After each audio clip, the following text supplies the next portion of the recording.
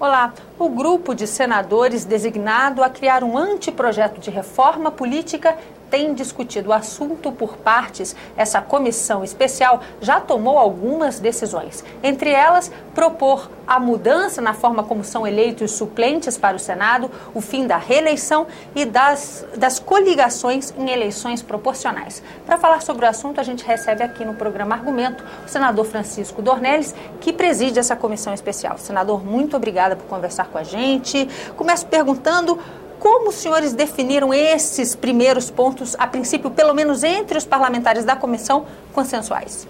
Aqui o primeiro ponto que nós discutimos foi aquele relacionado com a data de posse dos executivos. Todos acharam que o dia 1º de janeiro é uma data muito difícil para todos aqueles que gostariam de estar junto com suas famílias, estar junto nos seus estados, se deslocar para assistir à posse daqueles que eles contribuíram para a eleição. E gera inconvenientes, inclusive, na agenda internacional, para outros chefes de Estado, agenda internacional. Né? Então foi decidido que para os presidentes da República e governadores que forem eleitos a partir de 2014, o mandato terminará no dia 15 de janeiro.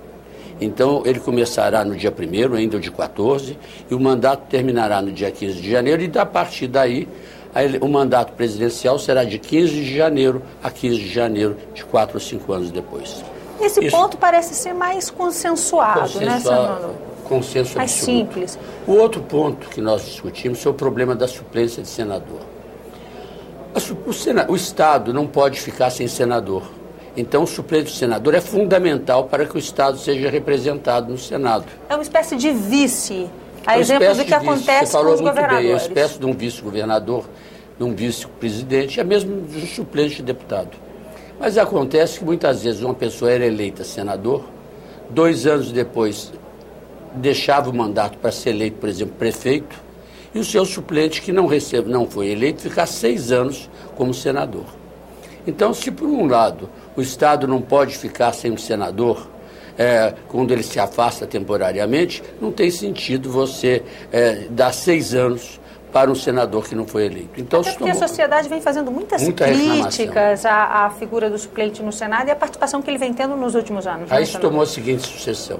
O suplente substitui, mas não sucede. O que é isso? Se o senador adoece, ele pode substituir. Se o senador pede uma licença para tratamentos pessoais, ele pode substituir. Se o senador é nomeado ministro, ele substitui. Mas se o senador morre, ou se o senador é cassado, ou se o senador é eleito governador ou prefeito, aí você vai fazer uma nova eleição. O suplente ocupa até a próxima eleição.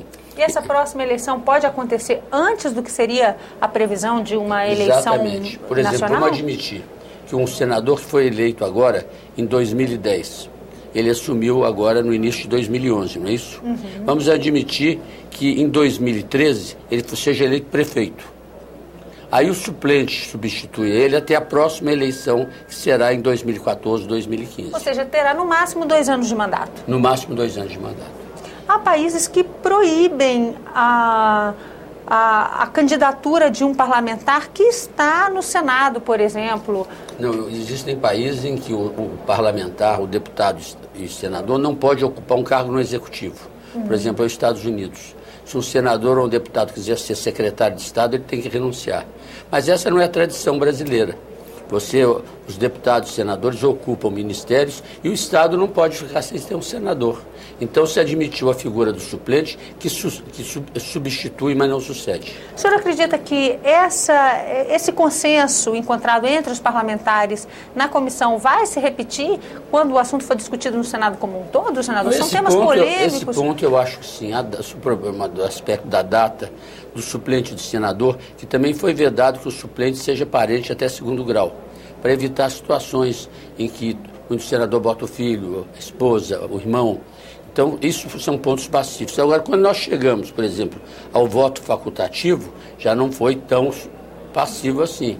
Quer dizer, eu votei a favor do voto facultativo, fui derrotado. A maioria achou que o voto deve ser obrigatório. Por exemplo, problema de reeleição, já não foi tão pacífico. Eu votei a favor da manutenção da reeleição com 4 votos, mas perdi. A maioria entendeu que deve ser um mandato de 5 anos sem reeleição.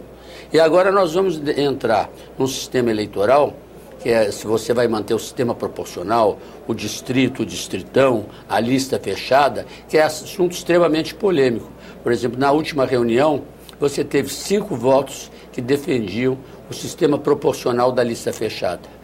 4 votos defendendo o sistema distrital mista de lista fechada e 4 votos elegendo o distritão. Então você vê a divisão como está, tanto que nós vamos decidir proximamente uma nova reunião para, por maioria absoluta, decidir qual é o sistema que vai prevalecer para as eleições de deputados.